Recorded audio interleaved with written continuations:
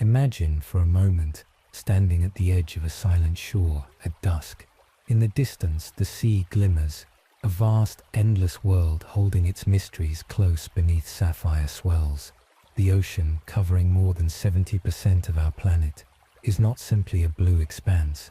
It's an abyss of secrets, a true vault of time. Humanity has mapped the continents, but beneath the waves, our knowledge is but a pinprick of light in a deep and shadowy night. Everyone knows the name Atlantis, the lost city, an island of magnificent splendor, sunken in a terrible day and night, supposedly never to be found. For nearly 2.5 millennia, artists, poets, and dreamers have searched for it, captive to the idea that beneath the tranquil surge of the sea may lie the remnants of a forgotten world. Most dismiss Atlantis as a parable, a clever invention, a cautionary tale painted by Plato to remind us of hubris. But what if it is more, and more than that? What if it is not alone? Tonight, instead of dwelling on the timeless tales of mighty floods, we will not chase the thunder of waves or recall the fury of gods. Instead, we will sink gently beneath the surface. We will move past myth, beyond metaphor, and peer through the murky green haze that conceals stone and story alike. There, resting on the seabed, can be found the silent bones of vanished cities, not just figments of the imagination, but places we can see, measure, and sometimes touch.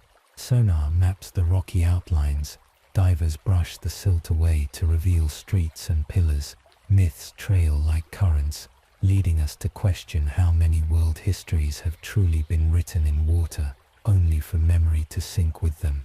As you settle in, cocooned by the invisible hush of your own breathing, ask yourself, if Atlantis could be real, what else have we lost beneath the sea?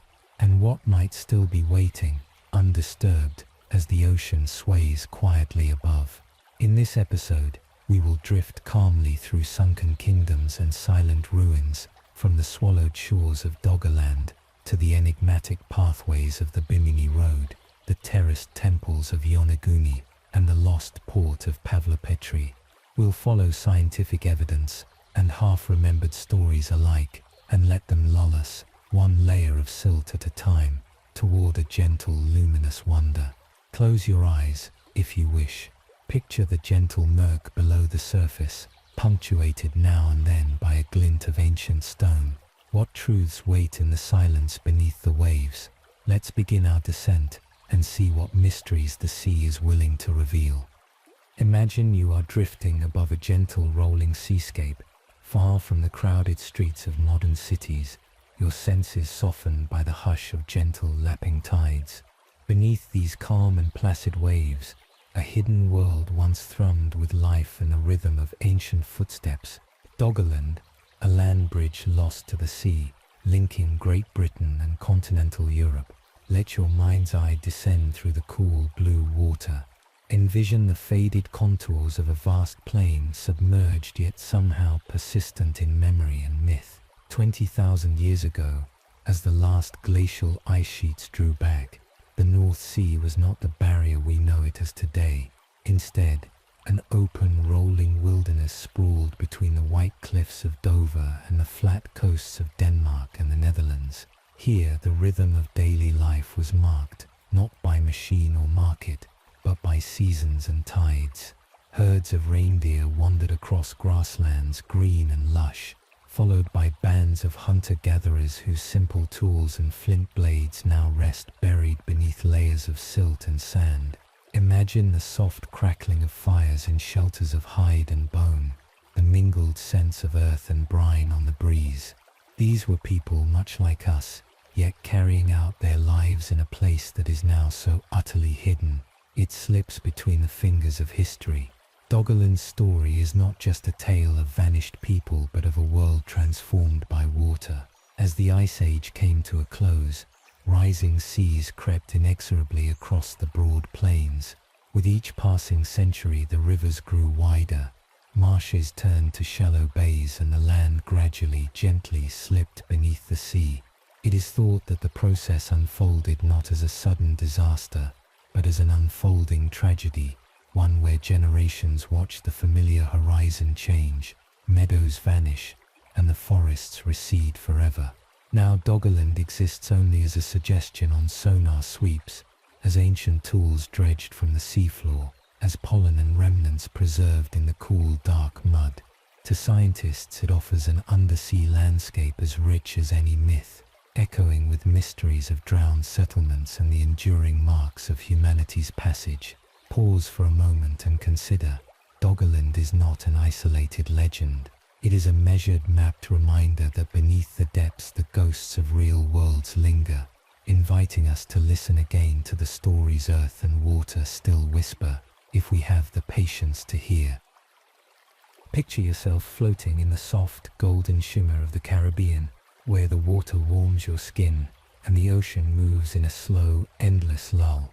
Here, just off the coast of Bimini in the Bahamas, lies a curious formation, a long, straight path of massive, weathered stones known as the Bimini Road. It rests quietly beneath the gentle waves, catching sunlight like a secret waiting to be found.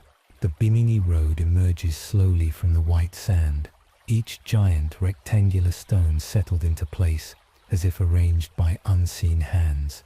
The columns and slabs form a line that extends for a third of a mile, inviting wonder and speculation. Some glide above it, picturing an ancient dock where wooden ships once tied up, or an avenue leading to a shore-long city, now lost beneath silt and song. Others, with scientific precision, chart each block and measure the mysterious regularity, seeking patterns among the chaos. Locals have whispered about these stones for generations, but the wider world became enchanted after a series of underwater photographs emerged in 1968.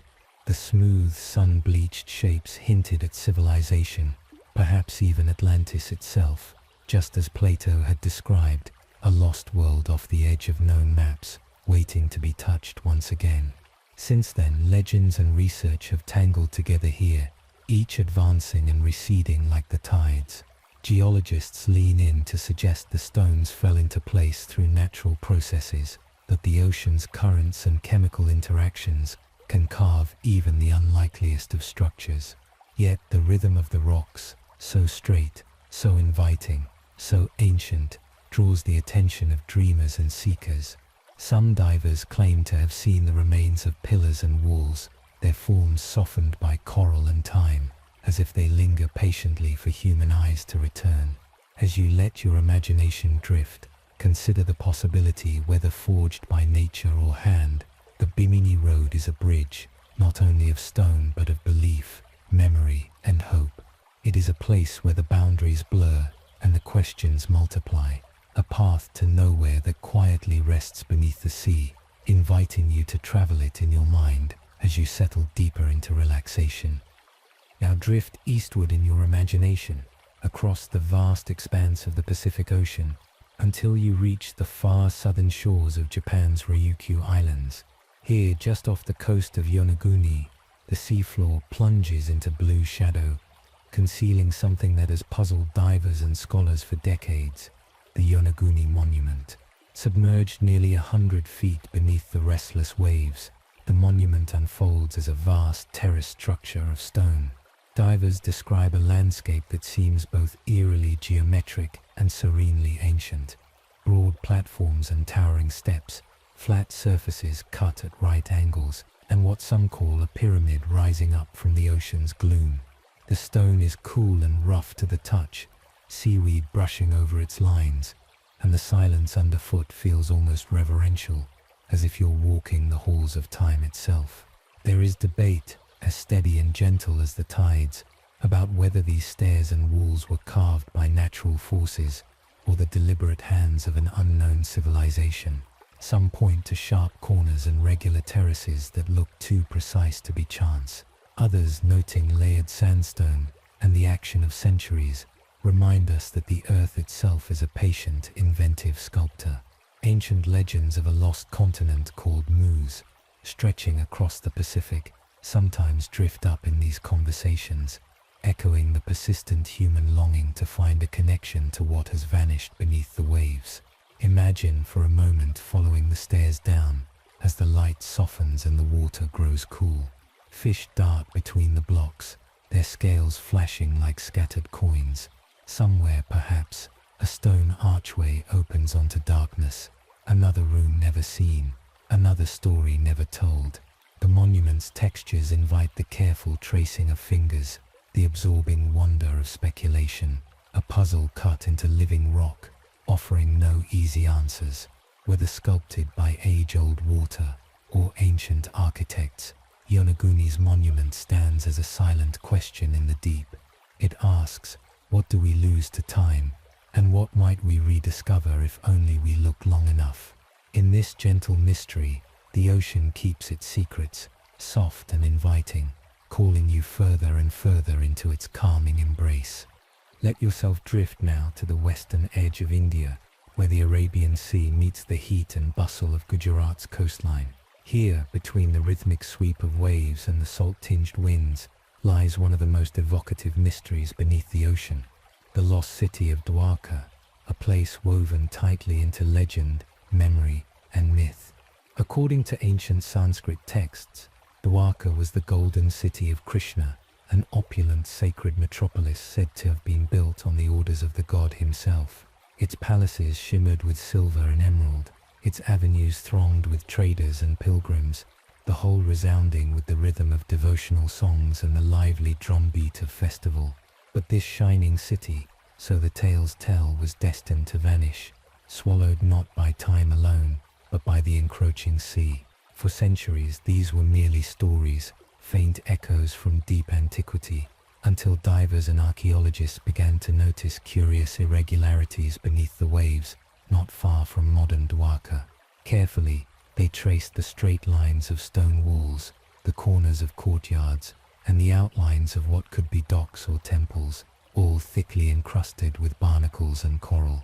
Large blocks, regular as bricks, lie scattered over the ancient seabed, as fish slide by as silent witnesses to a long-lost age.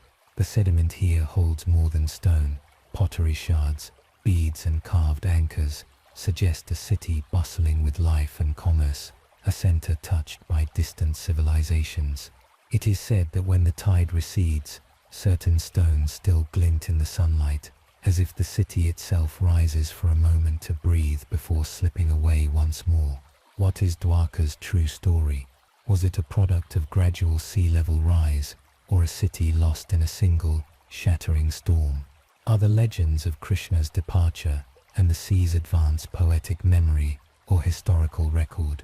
The answers lie shrouded beneath the surface, traceable in the patterns of ancient bricks and the gentle hush of undisturbed water. However far you drift into the deep, the story of Dwarka persists, like a temple bell tolling in the distance, never fully silent, never fully known. It reminds us that, beneath our feet and beneath the ocean itself, layers of history and hope may yet resurface in the quiet hours of night. Slip now through the gentle currents of the Mediterranean, where a soft, mineral-laden tide caresses the rocky coasts of southern Greece. Here, at the edge of the Peloponnese, beneath clear blue waters and the hush of seagrass meadows, lies Pavlopetri, a city straight from the dawn of history, lost tenderly to the embrace of time and tide. Imagine swimming above this ancient tableau as sunlight ripples through the water. The city floor stretches elegantly below, its streets and buildings preserved in a sort of underwater still life. Stone walls trace the outlines of houses, workshops and storerooms, some with windows and doorways still evident after more than 3,000 years. Straight roads run in crisp, grid-like patterns, a rare glimpse of organized town planning from an era when written language itself was only just taking root. Archaeologists have mapped entire neighborhoods here, their work aided by delicate brushwork and the patient watchfulness that such submerged sites demand. There are small tombs, ancient wells, and even rectangular courtyards where children may have played and merchants once bartered for olive oil or amphorae of wine. The textures of daily life, potsherds, bone tools and mosaics linger beneath fine sediment, waiting quietly for the touch of gentle hands. What did the residents of Pavlopetri see when they gazed out at the sea? Perhaps they watched ships bringing copper and tin from far-off lands, or raised prayers to gods of wind and wave. Their world pulsed with the rhythm of bronze hammers and the sweet fragrance of pressed grapes drying in the sun. But time is a patient tide, and the city was gradually swallowed by earthquake and subsidence, stolen away by the slow folding of the earth's crust. Today, Pavlopetri lies as a memory made visible, a ghostly map beneath sapphire waters, its secrets protected by shifting sand and the soothing murmur of seagrass. Let your thoughts rest on the peaceful continuity here, how, in the silence below the surface, past and present blend, and the ceaseless whisper of history is softened by gently falling silt. Let the warm, brackish waters of the Mediterranean now guide you to the rich, deltaic coastline of northern Egypt, a land where the Nile's many mouths branch and weave through marshes, carrying silts from a continent's worth of history. Beneath the tidal shallows and the hush of delta reeds, you'll find not one but two cities, long forgotten, Heraklion and Thonis, twin gateways to ancient Egypt's grandeur. For over 1,000 years, Heraklion Thonis served as the splendid port through which pharaohs greeted foreign embassies, and where traders unloaded fragrant cargoes of oil, papyrus, and gold. In their prime, these cities were alive with the rhythm of marketplaces, the sounds of wooden carts, the perfume of incense, the glint of sun on the prow of wooden vessels. Great temples rose from silted earth. Colossal statues, some larger than life, stood as eternal sentinels at the water's edge. Priests and sailors, merchants and travelers, all left their traces on these bustling shores. But as centuries slipped by, these cities were gradually, not violently, claimed by the sea.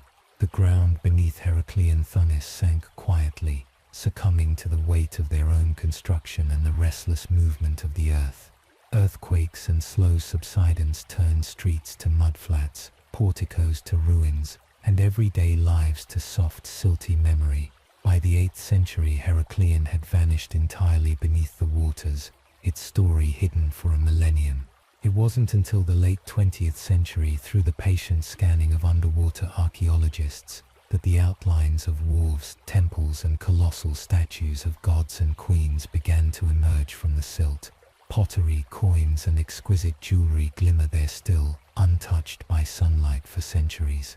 Under the sweep of softly whirring sonar, columns and sphinxes gradually came into focus, silent witnesses to the gentle passing of empires and time. Imagine gliding past these ancient statues, their faces still and unreadable, as swaying seaweed caresses marble plinths that once felt the tread of priests and rulers. In the hush of underwater gloom, Heraklion and Thonis remind us that even the mightiest cities are vulnerable to the patient, encroaching sea, and that even in silence, history endures, softly echoing from below. Close your eyes and let the salt-laden winds of the Caribbean carry you to Jamaica's southern coast, where long ago the bustle of Port Royal echoed with laughter, music, and the jingle of gold. Imagine the sights and sounds of this once infamous city, taverns alive with sailors' tales, wooden docks creaking under barrels of rum, and the scent of sea and spice swirling in crowded alleyways. Port Royal was, for a brief and incandescent time, the most prosperous and most notorious port in the New World, a haven for pirates, privateers, and merchants seeking fortune or folly. Life here was a constant struggle between excess and disaster, lived at the sharp edge of risk. Ships from Spain and England, laden with treasures and dreams, clustered in the calm harbour. Merchants' bells mingled with the distant peal of church chimes, while the rhythm of commerce kept time with the tides. The city's wooden streets extended over the water itself, built upon pilings and sand, giving the sense that all of Port Royal was poised over the deep, perhaps precariously so. On the morning of June 7th, 1692, the rhythm of daily life was abruptly shattered. Without warning, the land began to tremble beneath the footsteps of thousands. In an instant, buildings pitched and toppled, the ground liquefied, and whole blocks of Port Royal slid into the sea, claimed by an earthquake so sudden, it was as if the earth itself opened to swallow the city's revelries. Only fragments remained, broken timbers, sunken chests, and stories half told. Today, much of Port Royal lies beneath shallow, silky waves. Divers sometimes glide through the old city's ghostly remains, finding pewter tankards, clay pipes, and stoneware frozen in time. It is said that some streets, still paved with bricks, can be traced beneath the sand, while the sea mutes the clamor that once defined the place. But this is not only a story of disaster. Port Royal's sunken ruins are a rare time capsule, preserved in salt and shadow, echoing with the lives of a vanished era.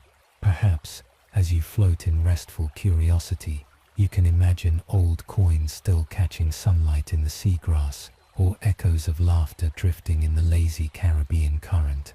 The city beneath the sea reminds us, what is lost to history is never truly silent, especially when it lingers just beneath the waves. Now, let the steady rhythm of your breath guide you into the realm, not only of ruins, but of imagination itself. A world charted by mariners who drew maps sprinkled with islands and coastlines, quite unlike those we know today. Imagine flickering candlelight spilling across ancient parchment, the sea breeze rustling the edges of a navigator's precious chart. The world that emerges from these faded lines is both familiar and oddly enchanted, hinting at lands hidden below the waves. When medieval and Renaissance cartographers set ink to vellum, they worked not from satellite imagery, but from stories, legends, and the whispered recollections of sailors. Some maps show the Dogger Bank, once dry and traversable, marked with towns and villages lost to later floods. Others depict a vast section of what we now call the Sunderland of Southeast Asia, a drowned landmass whose memory lingers in the myths of Indonesia, Malaysia, and beyond. There are stranger depictions too, islands west of Ireland, like Hy Brasil, said to appear once every 7 years before vanishing into mist, or outlines of land in the Caribbean and Atlantic, sometimes labeled Antillia, Brendan's Isle, or Atlantis, in uncertain looping script. Were these islands ever real, or did hope and fear draw their shapes? What stories rested behind the decisions to give them place on a map, their names echoing across generations even after the ocean had claimed them? With the steady hum of sonar and the gentle pursuit of underwater archaeology, some of these forgotten coastlines and vanished islands are being traced anew. Submerged river valleys off the British Isles, hints of ancient forests beneath the Nordic seas, the ghostly banks off Southeast Asia, all correspond quietly to those old cartographers' guesses, suggesting that cultural memory sometimes lingers long after landscapes have shifted or disappeared. Maps are invitations, promises that beyond the known world, new discoveries always await. As you sink deeper into calm and slumber, let these half-remembered coastlines drift across your inner vision, their faint outlines guiding you through waters both real and legendary, the music of lost lands still shimmering beneath the surface. Settle back and allow the gentle undertow of curiosity to guide you into warm, crystal-clear waters, places where legend and science waltz together above submerged shapes that hint at something monumental. In the shimmering blue depths of the Caribbean and the wide Pacific's tranquil embrace, strange geometric formations occasionally appear on the screens of modern sonar, broad rectangles, sharp-angled mounds, and at times, what some claim are underwater pyramids.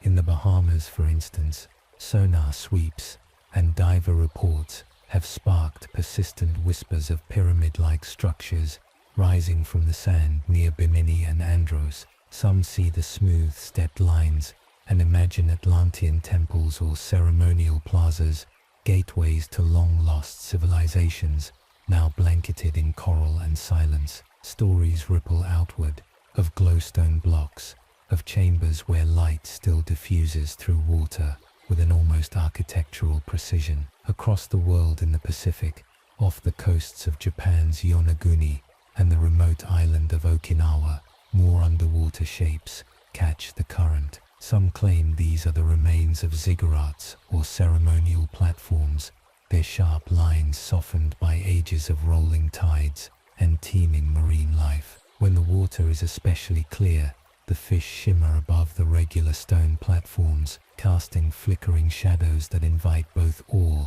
and skepticism. The scientific community, ever steady and methodical, often cautions against excitement. They point toward natural geology, telltale signs of tectonic movement, earthquakes, or strange sedimentary erosion patterns. Yet, for every careful dismissal, there seem to be new sonar surveys, striking photographs, and divers' tales that keep the mystery quietly alive. The waters are patient, holding these forms in a silent embrace, offering no simple answers yet lighting sparks of imagination in all who glimpse them. Are these stone pyramids relics of a time before recorded history, or do we see shapes simply because we wish to see wonder?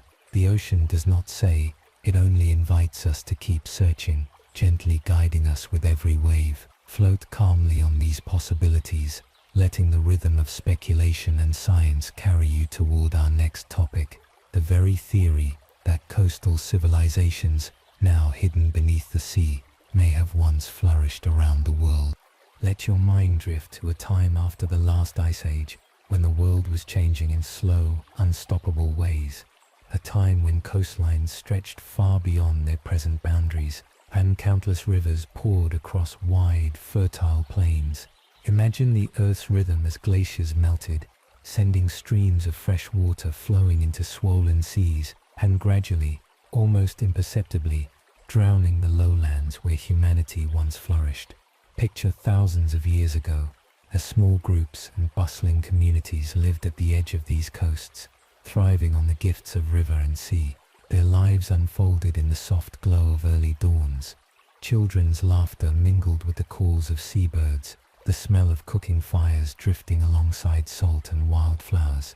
Here, on these vanished shores, people built homes, worshipped their ancestors, and buried their dead, leaving little behind but memory as the seas rose, inch by inch, century by silent century. This is the heart of a new theory that intrigues scientists and storytellers alike, that the greatest civilizations of antiquity may have begun and matured not upon the familiar hills and river valleys of our current continents, but along the now submerged coasts of prehistoric Earth. As the ocean swallowed hundreds of thousands of square miles, entire cultures could have vanished, leaving their cities, monuments, and ways of life as whispers on the ocean floor. We find hints of this in submerged ruins on nearly every continent. A sunken pillar here, a drowned harbor there. In the North Sea, Mediterranean, Indian Ocean and Pacific alike, ancient riverbeds and stone alignments emerge in the dim light, suggesting the rhythm of lives once lived in peace and abundance. Nearly every ancient text gives a nod to a time before the flood, a memory of a lost world where humanity flourished near the edge of the known. The melting of glacial ice did not happen overnight, but over millennia, as coastlines retreated, year by patient year. For those alive then, it was not merely a scientific event, but a constant struggle, a daily accommodation to water, advancing gently, pressing families and cultures inward.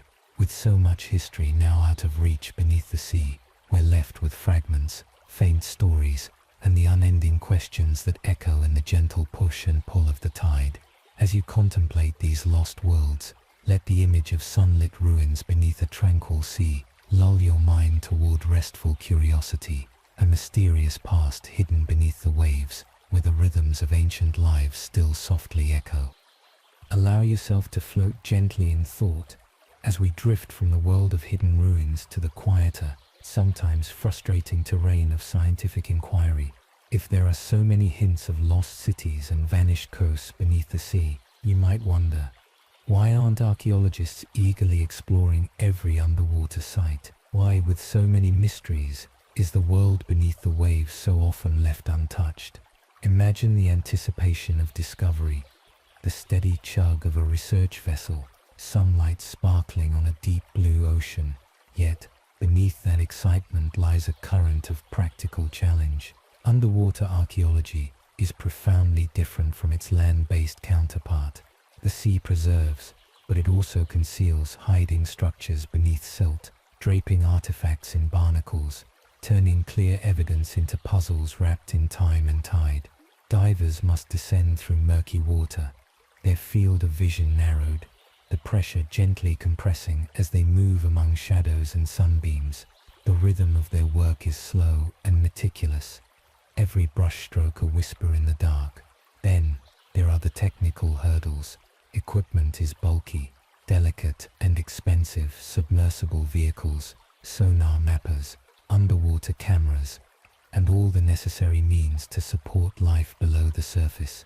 Even a simple survey can require months of preparation and a team working in harmony like the oarsmen of an ancient galley.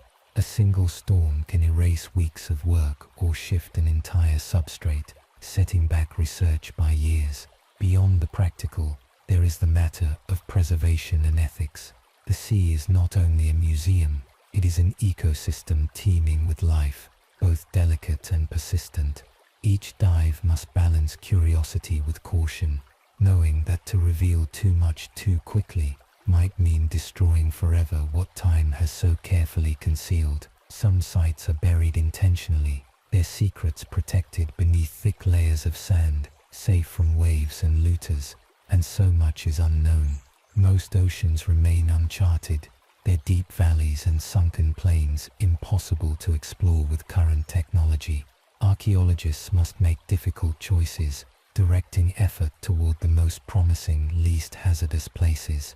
As we ponder these reasons, we sense the gentle patience required for underwater discovery, a patience that reflects the ocean's own rhythms. In this measured dance between science and the sea, mysteries linger, inviting us to listen to their stories in their own time. Now let your mind settle deeper as we explore a quieter but powerful current, one that flows through the halls of universities, research institutes, and academic conferences, the so-called Atlantis taboo. Though stories of lost cities and submerged civilizations enchant and inspire, they also cast long, complicated shadows over scientific inquiry. Within academia, the very mention of Atlantis often evokes skepticism. Plato's tale, rich with allegory and ethical lessons, has been appropriated so often by mystics, novelists, and pseudoscientists that careful researchers fear the risk of credibility by mere association. To propose an investigation linked to Atlantis, for many, is to drift perilously close to realms dismissed as fringe or fantastical. The phrase itself can close doors and slow funding, its mythic weight too great for cautious institutions seeking certainty and proof. This scholarly discomfort, what some call the Atlantis taboo, shapes what kind of research gets noticed, published, and pursued. Even evidence that might point to remarkable, flooded ancient settlements is sometimes cautiously interpreted, for fear that too broad a claim might invite ridicule or jeopardize careers. In faculty lounges and peer reviews, caution is the prevailing rhythm. Careful wording, conservative conclusions, an unspoken reluctance to stir old legends. Yet, just beneath the surface, curiosity persists. Many researchers, some more openly, others under pseudonyms, long to explore the what-ifs. What if flood myths do reflect real geological memory? What if ancient peoples did flourish on now vanished coasts? What if, gently passed and carefully interpreted, Plato's account contains seeds of genuine history buried under layers of allegory? This tension between skepticism and wonder is not simply a barrier, it is a sign of how profoundly myth and science intermingle in our search for origins. The taboo itself becomes a mystery, an undercurrent tugging at the edges of official knowledge, urging some to dig deeper, even as others tread lightly for fear of misstep. As you let your thoughts drift over the edges of this divide, you may sense how every great discovery is shaped not just by the evidence in the ground or under the sea, but also by the stories, fears, and hopes we bring with us to the search.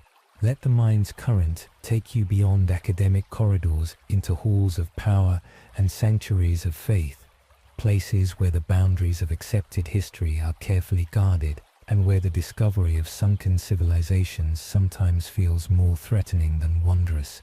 In many societies, the story of human origins is not only a question for science, but a sacred, national, or cultural narrative. When discoveries beneath the sea challenge those stories, the waters can quickly grow turbulent. Consider how history is woven into identity. Ancient cities, legendary heroes, and founding myths help shape the rhythm of a nation's self-image. In some places, pride is tied to continuous land-bound occupation. The sudden revelation that ancestors may have once lived on lands now lost to the sea troubles the waters of belonging and tradition. Changes to these narratives, even in the light of new evidence, can unsettle the delicate balance between past and present. Religion, too, often rests on established chronicles of floods and creation, sanctified places, and divine interventions. When underwater ruins suggest stories deeper or different from those written in holy texts, responses range from curiosity to quiet resistance or outright denial. To some, submerged temples and forgotten cities are invitations to expand ancient wisdom. To others, they are unsettling, calling into question what has long been believed or taught. Political interests are sometimes interwoven as tightly as old fishing nets. Countries may wish to lay claim to extraordinary finds, or conversely, suppress discoveries that disrupt established heritage claims. The unveiling of submerged ruins can alter borders, challenge long-standing statues, and change the rhythm of tourism, diplomacy, or even local economies. Thus, new evidence is sometimes met, not with celebration, but with caution, a constant struggle between preservation and progress, tradition and discovery, silence and revelation. The sea, for its part, drifts on undisturbed, its mysteries deepening as debates unfold above. As you rest in this gentle tide of thought, you may feel how the currents of politics and faith, as much as science or technology, shape not only what we discover, but what we are permitted to imagine. Now let your awareness drift to a quieter, often overlooked current that shapes the world of discovery, the flow of resources and support. Beneath the hopeful talk of uncovering ancient cities and revealing lost worlds lies the practical matter of funding. Without it, even the most tantalizing clues must wait, entombed in sand and depth, for the rare moment when curiosity and resources combine. Underwater archaeology, perhaps more than any other branch of exploration, is a discipline built on patience, ingenuity, and often improvisation. The cost of specialized vessels, diving equipment, remotely operated submersibles, and sophisticated sonar systems is immense, far exceeding the modest budgets that usually sustain museums, universities, or local institutes. Every expedition demands not only experts, but also engineers, safety crews, and often months of planning. The rhythm of these undertakings is not constant, but intermittent, dictated by weather, tides, and financial feasibility. In this landscape, competition for grants and sponsorships is fierce. Land-based archaeology offers sure returns for much lower cost, often yielding artifacts easier to preserve and display. Underwater sites, on the other hand, may produce remarkable finds that are difficult to retrieve, fragile once removed from their resting places, and expensive to restore. Sometimes, promising ruins must be left where they are, gently mapped and documented, but otherwise undisturbed. Additionally, there is the uncertainty of discovery. Sponsors and donors, whether government agencies, private foundations, or universities, favor projects that can promise significant returns: a buried shrine, a lost palace, a clear marketable story. The ocean, patient and silent, offers only hints and probabilities. The most remarkable underwater structures may indeed be real, but their confirmation requires years of sustained effort, not the quick, headline-grabbing moments that appeal to media and benefactors. Thus, underwater archaeology often moves at the measured pace of tide and season, a constant struggle between aspiration and limitation. Yet for those who persist, each small victory is sweet, each artifact a reward cradled in the hand of mystery itself. As you let this awareness settle, you might sense the delicate balance between what is possible and what is dreamed, and how even lost worlds must wait for a willing hand to guide them back to light. Let your awareness now drift toward the subtle boundaries between certainty and speculation, where new ideas sometimes meet a wall of resistance. The story of underwater discovery is not written by one hand alone. Alongside trained archaeologists and academic experts, there have always been independent seekers, those alternative archaeologists who, driven by wonder or personal conviction, explore beyond the accepted maps of the past. These individuals, whether credentialed or self-taught, often bring fresh eyes to old mysteries. Their passion leads them to lost coves and seabeds, to late-night studies of sonar maps, and to careful analysis often overlooked by larger institutions. They are dreamers and detectives, unafraid to ask, what if? Why not here? What have we missed? Their work sometimes uncovers artifacts or suggestive images that deserve consideration.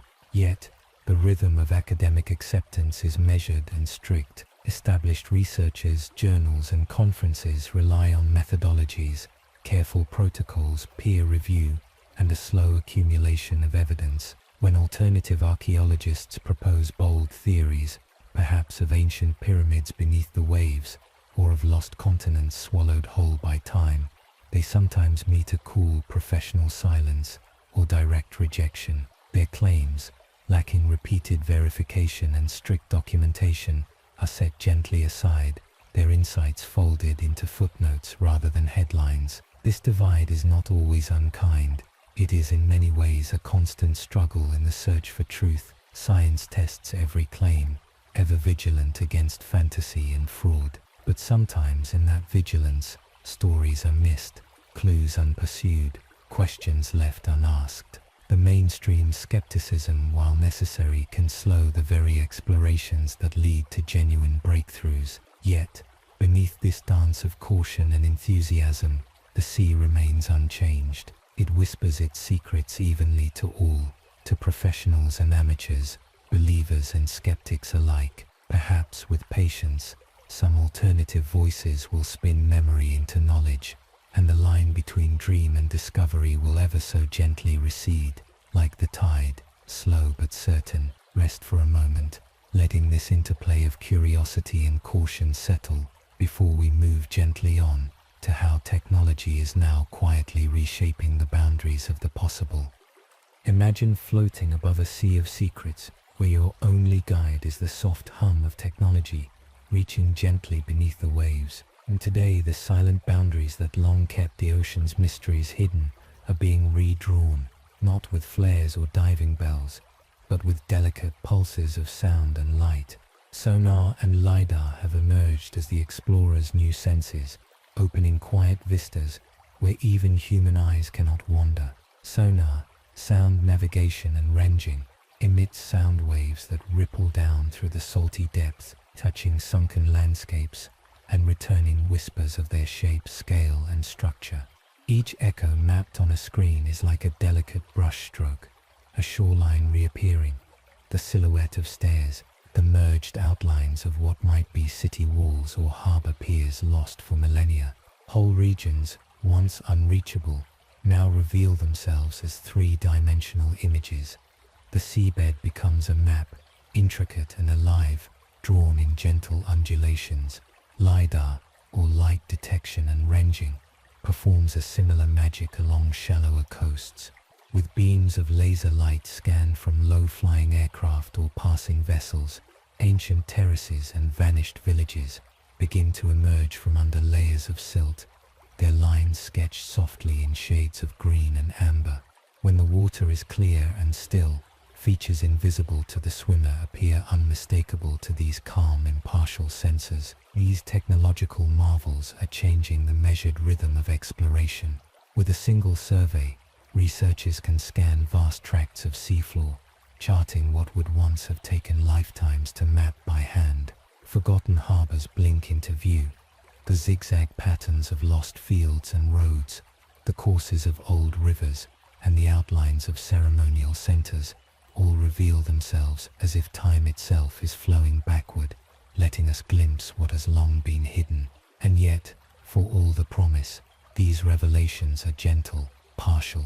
Sonar and LiDAR can only suggest they sketch the broad shape, the melody of the past, while leaving details enigmatic. Every image, every phantom city requires patient confirmation and careful thought. The technology's touch is light, respectful, asking only, "Are you ready to see what's possible?" And so, each new advancement draws us into an ocean of quiet expectation and hope. Let the soft pulse of sound and light rest in your thoughts as we float onward to examine whistleblowers and ignored discoveries, those whose voices sometimes vanish beneath the sea's hush.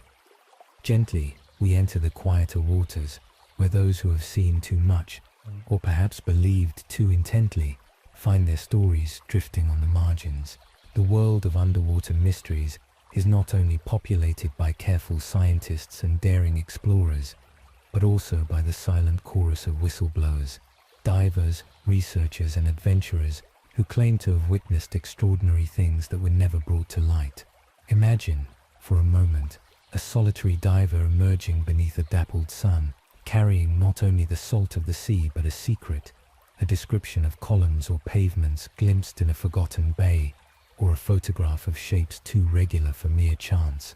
Perhaps their discovery comes late at night, scrolling through sonar scans, or through a chance encounter with a local legend handed down in village whispers.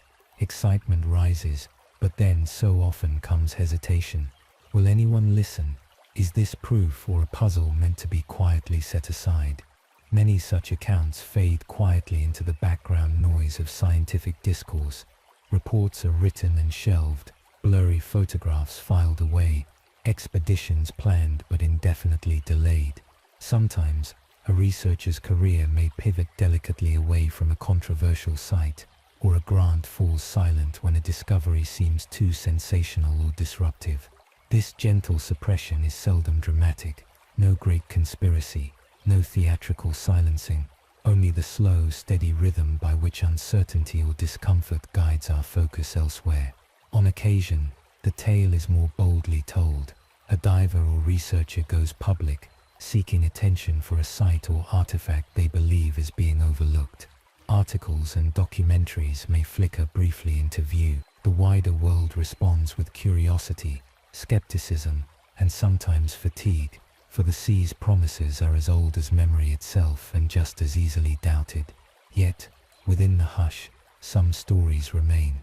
Over time, what was ignored might be re-examined when technology or attitude changes, or when the steady sifting of research brings a dismissed claim slowly up from the depths. The ocean is patient, and so too are its secrets, sometimes requiring only that we remember their gentle call and look again, with fresh eyes and open hearts. Let the sense of these quiet voices drift through your thoughts, carrying both longing and possibility, as we turn now to the silent anomalies beneath the sea, those strange formations that never made the news, but quietly wait in the deep. Let yourself float in stillness beneath a calm and endless sea, a landscape not just of known ruins, but of silent enigmas that quietly linger, unseen and mostly unremarked. The ocean floors, mapped only in cursory sweeps until recent decades, hold countless anomalies, strange shapes, regular mounds and formations that spark fleeting curiosity, but rarely capture the world's sustained attention.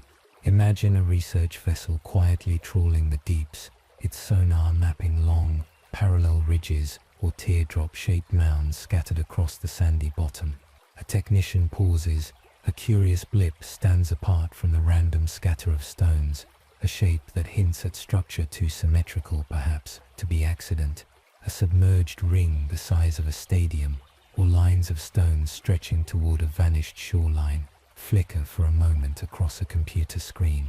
Sometimes, Distant cameras catch the colorless outline of a wall, a perfect circle seemingly etched by hand into mud and coral, or a solitary pillar standing upright long after sailors have faded from memory. The ocean is vast, its rhythm patient, and each anomaly becomes, for a brief time, the subject of speculation among small circles of researchers or curious students. Some are catalogued and tentatively identified, described as ancient fish traps or lost breakwaters. Others remain unexplained, neither natural nor easily assigned to known civilizations, and so their stories linger unspoken. Why do these unknowns so often remain off the public stage? The reasons are gentle, mundane: a lack of funding for follow-up dives, a scarcity of local expertise, or perhaps the simple fact that the world is filled with mysteries, too many for one generation to explore. Sometimes, a paper is quietly published. Other times, only the hush of waves and the patience of stone hold witness to these shapes. Still, anomalies persist. They tug gently at the imagination, providing comfort in the knowledge that the earth and sea still hold wonders unmeasured, stories untold, and that what we know is only a rhythm layered gently over an ocean of the unknown. Let your mind rest on these mysteries, each one a soft ripple in the tapestry of discovery, as we move next to the enduring question: are these ruins natural or crafted by the deliberate hands of our distant ancestors? Allow yourself to sink slowly into a place where certainty fades and questions abound, a quiet space between what nature creates and what humanity builds. Here, beneath the gentle light filtering through blue waters, the debate over the origins of submerged ruins unfolds not as a clash, but as a thoughtful conversation between the Earth's patient rhythms and human ingenuity. Many sites beneath the sea seem, at first glance, unmistakably crafted: sharp-angled stones stacked in terraces, platforms as precise as any ancient plaza, corridors outlined in sand and coral. The Yonaguni monument, the Bimini Road, mysterious pyramids in the Caribbean, all seem to whisper of hands at work, shaping and ordering the world to suit a vision, a ritual, a need for shelter or awe. Yet the ocean itself is an architect, relentless and subtle. Tectonic plates shift and settle, upending stone in regular patterns. Earthquakes crack bedrock at straight angles, while waves grind and polish, turning chaos into order over centuries. Volcanic activity, the slow shifting of tides, and the deposit of sediments can, all in their time, produce shapes and forms that echo human artistry in their geometry and scale. Geologists point out these processes, gently reminding us that coincidence and pattern-making are the rhythm of both nature and the dreaming mind. Archaeologists, trained to look for artifacts and clear signs of habitation, often demand more: tools or pottery, fire pits or inscriptions, before declaring a formation truly the work of people. Yet, the distinction is not always clear, especially in a world now thoroughly transformed by rising seas. For many, the uncertainty is a comfort rather than a frustration. The potential for discovery, the soft thrill of not knowing, lulls the mind into curiosity. Could a staircase in stone be merely the persistent work of water and time, or the deliberate mark of a vanished civilization? The answer, like the sea itself, is layered, inviting us to observe, consider, and pause in the liminal space where stories begin. Settle there, in the gentle tension between chaos and order, as we move into our final deep dive for this segment, the question of whether ancient cities lie deeper, farther out than we ever imagined possible. Now relax into the thought that even the farthest reaches of our imagination might not capture the full scope of what the sea conceals. After all, we have scanned only the shallow margins, continental shelves, coastal plains, just a breath below the surface, where sunlight still filters and divers may briefly tread. But what of the deeper darkness? Could the true remnants of ancient civilizations lie far beyond the reach of light and everyday exploration? To consider this is to acknowledge the vastness of the ocean's uncharted expanse. The world's deepest trenches and mid-oceanic ridges may seem inhospitable, yet vast plateaus and gently sloping plains once sat dry beneath ancient skies. When the great glaciers held the earth in their grip, sea levels were hundreds of feet lower. Entire regions, now submerged beneath hundreds of meters of water, may have been home to thriving peoples, their settlements now erased from ordinary view.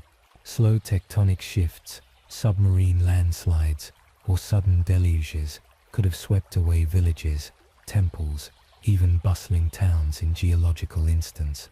With so much of the ocean's floor unexplored, mapped only by the faintest echoes of sonar, entire chapters of human story may lie as yet unread, their artifacts and structures entombed in mud and silence. Imagine fields and forests now forever underwater, their ancient hearths and pathways woven through the sediments that time lays down like a comforter, year after gentle year. The practical obstacles to discovery are immense. Darkness, crushing pressure, and cold turn deep-sea exploration into a challenge reserved for the most specialized vessels and instruments. The rhythm of discovery here is slow, each expedition mapping vast, empty plains, punctuated occasionally by something anomalous, a cluster of stones, a geometric mound, a hint of alignment against the eternal background of randomness. Intellectually, this possibility expands the boundaries of what we dream. If ancient cities truly rest far beneath today's waves, our view of history is a fragment, a gentle suggestion of a reality far richer, deeper, and more surprising than we've dared guess. It is not only the known world that soothes us, but the ocean of mystery that promises stories still unwritten, waiting quietly for that patient explorer, or perhaps the dreamer drifting towards sleep. Let this possibility settle peacefully into your thoughts. In our next movement, we'll gently transition to consider what science, geology, and myth reveal, how fact and legend intermingle like currents in the sea. Float gently toward the threshold between forgotten worlds and living science, and pause upon a shoreline that is not fixed, but forever shifting, the ancient coasts of a world transformed by the end of the last ice age. Here we turn from speculation to certainty, and let geology and climate tell their measured story. Roughly 20,000 years ago, vast glaciers still creaked quietly across much of the northern continents. So much water was locked within these mountains of ice that the world's seas were far lower, by as much as 400 feet in places. Imagine dry plains stretching outward where the North Sea now lies, the gentle sloping shelf of the Bahamas extended wide, and islands dotting coasts that now plunge immediately into blue. As the millennia passed and the climate slowly warmed, these glaciers began to recede. The process was patient, century upon century, meltwater flowing in great rivers to the ocean, raising sea levels meter by meter, decade by decade. Entire landscapes were surrendered, valleys flooded, forests drowned, and coastlines steadily drawn inward. Doggerland faded beneath cold North Sea waters. Ancient harbors in Greece, India, and Egypt slipped gently below the tide. This monumental change was slow enough to be lived, generations adapting as shorelines moved, as freshwater marshes became brackish lagoons, and as familiar hunting and gathering grounds disappeared.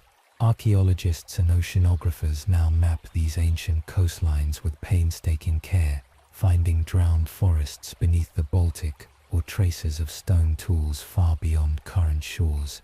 Their work is a constant, careful struggle, each discovery reminding us that human history is deeply intertwined with the rhythms of the sea. Sea level rise after the Ice Age is more than a backdrop for myth. It is a measured fact, one that softly invites humility as we gaze out over today's oceans. The world has always changed, the rhythm of water, land, and time cycles smoothly, shaping not only where we live, but how we remember. Now imagine yourself softly descending through layers of clear water, stone shapes emerging beneath you, terraces, steps, and pillars, all bathed in filtered sunlight. While many are quick to wonder about lost civilizations, the quiet persistence of geology offers a different, reliable rhythm to explain the mysteries beneath the waves. Earth is an active sculptor. Over tens of thousands, even millions of years, its patient hands shape and reshape coastlines. Tectonic plates nudge together and apart in a silent, inexorable dance. Earthquakes shatter rock. Waves brush against cliff and coral, smoothing the jagged and creating order from apparent chaos. Volcanic activity can abruptly raise or lower a piece of land, while slow erosion, landslides, and sedimentation build up forms that from above might look impossibly regular to the curious mind. Geologists studying places like the Yonaguni Monument or the Bimini Road have shown that layering, fracturing, and the movement of water can carve right angles, platforms, even stair-like features out of previously undisturbed bedrock. What appears to be a wall may have begun as a line of resistant stone. What seems a pillar may be a column left standing as softer material erodes around it. In the Bahamas, the limestone blocks of the Bimini Road may be nothing more than beach rock, slabs broken naturally, shifted by tides and currents, and fixed gently into patterns by patient, indifferent nature. This does not lessen the wonder. In truth, the Earth's artistry is subtle, capable of creating forms and patterns every bit as breathtaking as human design. The relentless work of wind, water, and stone leaves a world alive with meaning, reminding us that the distinction between man-made and natural is sometimes a soft line, difficult to trace beneath centuries of sea and silt. In the gentle certainty of geology, the world's mysteries are embraced not just as questions of who, but of how, when, and why. Let this scientific calm ease your thoughts, reminding you that the world is older and more creative than we often dare to imagine. Let your thoughts glide across time, back to the warm, lamp-lit plazas of ancient Athens, where philosophers gathered beneath olive trees and ideas echoed in shaded courtyards. Among them stood Plato, calm, methodical, yet unafraid to ask the greatest questions. It is from him, and not from sailors' tales or anonymous legend, that the story of Atlantis first took form, a careful fable rendered in the gentle cadence of philosophical dialogue. Plato introduced Atlantis in two works, the Timaeus and the Critias.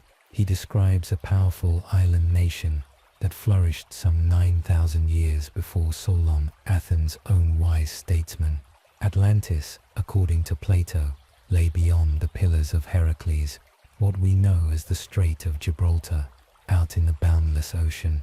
The island, he writes, was a place of great wealth and learning, with concentric rings of land and water, grand temples, pleasant harbors, and fields made fertile by gentle rivers.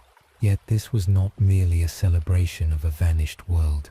For Plato, Atlantis was a lesson, a soft warning against the dangers of pride, excess, and forgetting the harmony between people and the divine. In his tale, Atlantis grows arrogant, reaching for power beyond its means. The result is calamity. Earthquakes and floods cause the island to disappear in a single day and night of misfortune, sinking beneath the waves. It is important to reflect on how Plato himself presented the story. For him, it was handed down through Egyptian priests, relayed to Solon, and then to generations of Athenians before being cast into his own philosophical vision. Many scholars suggest Plato's Atlantis was, above all, allegory, a gentle prism through which to view the ideals and follies of a society, more lesson than memory.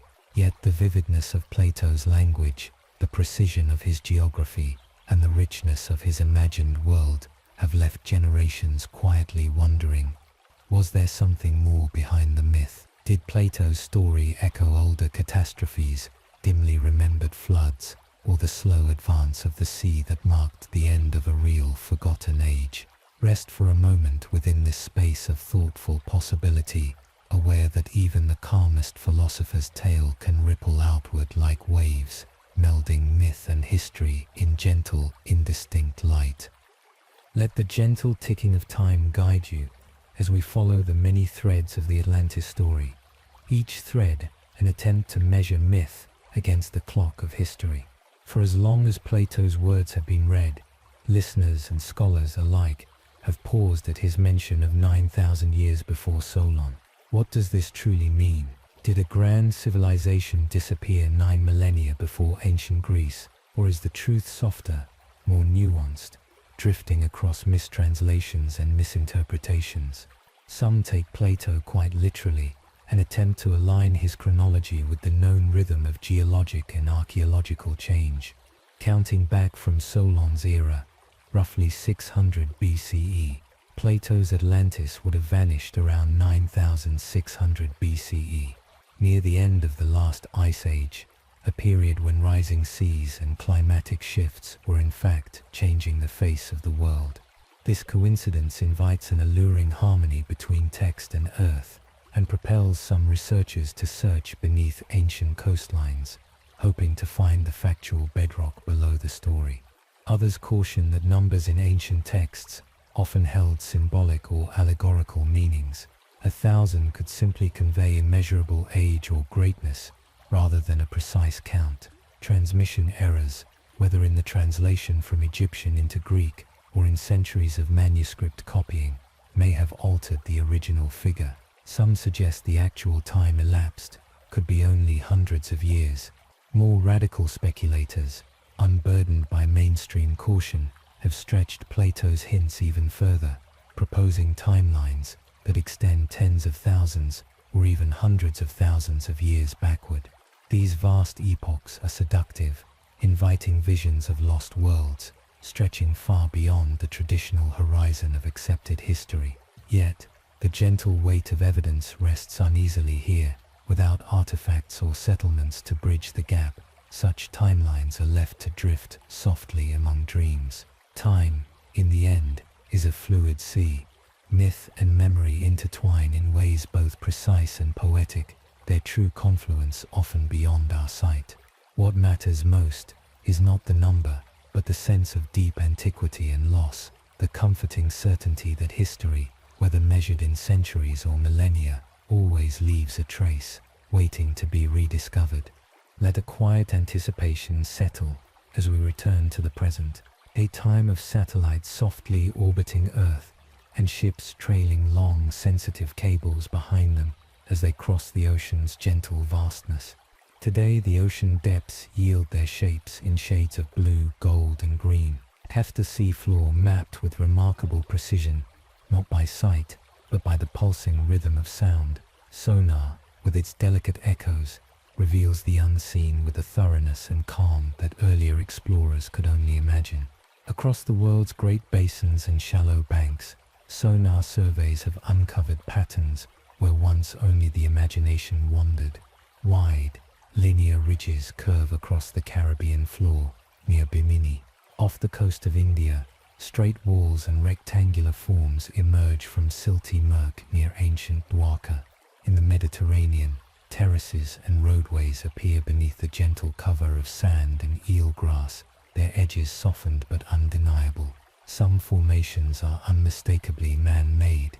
Harbour walls in the sunken Greek port of Pavlopetri, streets and courtyards aligned as if waiting for the return of merchants and families long gone. In other cases, regularity meets ambiguity. Lines and right angles hint at intention, but are slowly caressed by the ocean's patient rearrangement. Each new survey, each carefully plotted map, offers a glimpse, a shape, a shadow, a possibility. When the data are compelling, divers carefully follow, confirming with their hands and eyes the story sketched by technology. Sometimes artifacts are found, shards of pottery, sharp-edged tools, anchors heavy with age. In other places, the evidence remains suggestive, shapes and profiles that pique curiosity but demand restraint. The world beneath the waves, as revealed by sonar, is both more crowded and more mysterious than once believed. Every new map is not only a record of what exists, but an invitation to interpret, to wonder, and to remember that even silent stone carries memory across vast blue distances. In this steady uncovering, science honors both the riddle and the rhythm of the deep. Imagine the soft hush of twilight around a fire, stories drifting upward in the ancient smoke. Across generations and continents, people have shared tales of vanished lands, overwhelming floods, and cities that once shone bright along the shore before melting into the sea's embrace.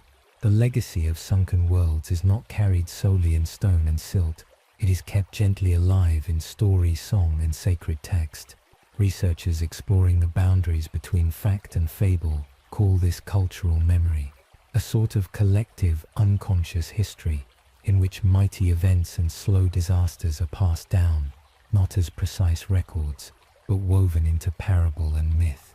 When people speak of a flood that covered all lands, or a city lost overnight to the sea, they may echo not a specific event, but a lifetime of changes witnessed by many, retold in the language of awe and wonder. Ancient texts from many cultures mirror this. The Epic of Gilgamesh tells of a deluge long before Babylon's rise, while Indian scriptures narrate the sinking of Dwarka. In Scandinavia, poets sing of land swallowed by water at the breaking of the world's old cycle. These are not mere stories, nor are they diaries. They stretch the line between literal fact and memory, shaped by time and imagination. Historians and archaeologists trace these threads carefully, looking for the kernels of reality contained within grand metaphor. Geological evidence, climate records, and the slow uncovering of sunken settlements give shape to the memories, suggesting that when our ancestors spoke of lost lands, they may have remembered real rivers rising, coasts retreating, or towns claimed over lifetimes by the gentle insistence of the sea. Yet, as with all things ancient, the border between fact and cultural memory will always remain softly blurred. The value is not in separating the two, but in listening deeply, allowing the rhythm of old words and stone foundations to harmonize, guiding us toward understanding rather than certainty. Imagine the soft hush of twilight around a fire, stories drifting upward in the ancient smoke. Across generations and continents, people have shared tales of vanished lands, overwhelming floods, and cities that once shone bright along the shore before melting into the sea's embrace. The legacy of sunken worlds is not carried solely in stone and silt. It is kept gently alive in story, song, and sacred text. Researchers exploring the boundaries between fact and fable call this cultural memory, a sort of collective, unconscious history in which mighty events and slow disasters are passed down, not as precise records, but woven into parable and myth. When people speak of a flood that covered all lands, or a city lost overnight to the sea, they may echo not a specific event, but a lifetime of changes witnessed by many, retold in the language of awe and wonder. Ancient texts from many cultures mirror this. The Epic of Gilgamesh tells of a deluge long before Babylon's rise, while Indian scriptures narrate the sinking of Dwarka. In Scandinavia, poets sing of land swallowed by water at the breaking of the world's old cycle. These are not mere stories, nor are they diaries. They stretch the line between literal fact and memory, shaped by time and imagination. Historians and archaeologists trace these threads carefully, looking for the kernels of reality contained within grand metaphor. Geological evidence, climate records, and the slow uncovering of sunken settlements give shape to the memories, suggesting that when our ancestors spoke of lost lands, they may have remembered real rivers rising, coasts retreating, or towns claimed over lifetimes by the gentle insistence of the sea. Yet, as with all things ancient, the border between fact and cultural memory will always remain softly blurred. The value is not in separating the two, but in listening deeply, allowing the rhythm of old words and stone foundations to harmonize, guiding us toward understanding rather than certainty. Beneath the familiar rhythm of waves and tides lies an ancient and patient dance, the slow, imperceptible movement of the planet itself. Over centuries and millennia, Tectonic plates drift and collide, their boundaries marking the world's great mountains, deep trenches, and ever-changing coasts.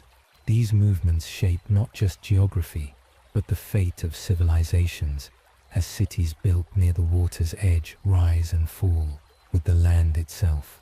Imagine the ground beneath your feet as both anchor and vessel, its solidity only an illusion over long stretches of time.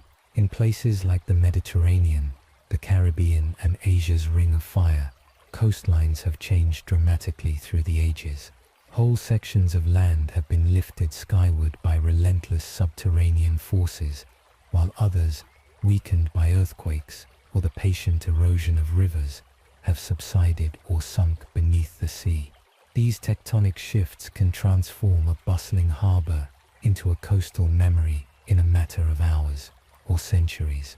Submerged temples in Egypt, sunken plazas in Greece, and ancient harbors discovered deep beneath modern water levels are often the result of such movement. In some places the land has risen, pushing old seabeds into dry hills. In others, continuous subsidence and earthquake activity gradually surrender solid ground to the sea's embrace. Along with the power of the plates, the ceaseless ebb and flow of tides, river deltas, and sediment slowly redraw the coastline's boundaries. What is land today may be lost tomorrow. What lies hidden now may someday rise again, revealed by another gentle shift or the receding of water. Understanding these processes helps explain much of the mystery. Cities found far from modern shores, ruins at improbable depths, traces of human presence where no land can now be seen. It also reminds us of the fragility and resilience of those who built their lives at the ocean's edge, ever in tune with, and sometimes at the mercy of, the great forces flowing beneath and around them. Let your mind ease into the distant past, to a world where the outlines of continents and coastlines flowed differently across the map. For centuries, our understanding of civilization's dawn has been shaped by what we can touch and see. Stone cities, pottery shards, traces of walls. Yet, so much of humanity's story lingers beyond the reach of ordinary tools, erased or hidden by the slow advance of the sea. Traditional archaeology has long painted a picture of gradual progress. Hunter-gatherers clustered inland, only later building cities as rivers and fertile plains became familiar homes. The submerged evidence, however, hints at a different rhythm. When the last ice age held the world's water in glaciers and snow, the most appealing land, temperate, watered, and rich with life, would have clustered near now vanished coasts. Here, ancient peoples may have built their villages, refined their crafts, and perhaps even devised early forms of social order, language, and art. Yet, because these coasts slipped gently beneath rising waters, entire chapters of human history now lie scattered on the sea floor, inaccessible to shovels and ordinary survey. Without obvious ruins to study, the achievements of these pre-Ice Age peoples are often underestimated, their creativity and endurance reduced to speculation or faint echoes in myth. The underwater world is daunting, but as technology improves, our perception of what's possible quietly shifts. Sonar, remote vehicles, and underwater excavation reveal old riverbeds, hearths, and even hints of lost structures in places once dismissed as barren. With each discovery comes a softening of the dividing line. The Neolithic Revolution, the dawn of agriculture, and perhaps even forms of early architecture could have begun long before written history records. To truly understand the deep past requires gentle patience and an openness to complexity. Much remains hidden and always will. But the silent testimony of submerged landscapes is a reminder that civilization's history is broader, richer, and more mysterious than the surface alone can reveal. Drift one last time through the gentle murmur of the world's oceans, allowing contemplation to linger on the quiet, boundless promise that lies beneath. Of all the landscapes on Earth, the ocean floor remains the least explored, a realm greater in size and mystery than all the continents combined. Vast plains, valleys, and once thriving coastal lands now rest beneath a soft blanket of salt water, waiting patiently for the world above to remember and return. With every year, advances in exploration offer new glimpses, sonar maps, faint outlines, and sometimes the precious recovery of a weathered artifact, a tool, a bead, a fragment of masonry shaped by vanished hands. Each discovery is a whisper from the deep, permission granted by the sea to imagine entire societies and histories still cloaked in darkness. What might be waiting? Entire cities, preserved as time capsules in the silt and cold, port walls and thoroughfares, the remnants of homes whose hearths burned thousands of years before the first written myths. Lost temples, ceremonial spaces, now shared only by fish and coral, bearing witness to faiths and festivals that once filled the air with music. Even humble settlements, clusters of stones arranged for shelter, or faint patterns revealing forgotten farms, carry stories barely begun to be told. Just as tantalizing are the questions these possibilities raise. How did our ancestors live at the ocean's edge? What arts, inventions, and ways of belonging have slipped quietly beneath the tide, their memory preserved only in the scatter of legend and a distant song? What boundaries of history might we redraw, if only we could walk once more upon those lost lands? Yet the charm of the sea's embrace is also its protection.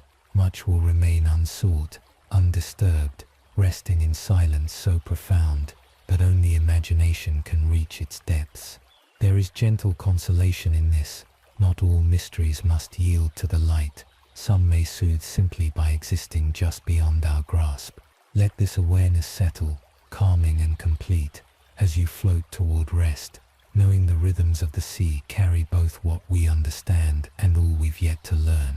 In these quiet hours you have traveled, softly, unhurried, across the face of the sea and down into its secret heart, carried by curiosity and timeless wonder.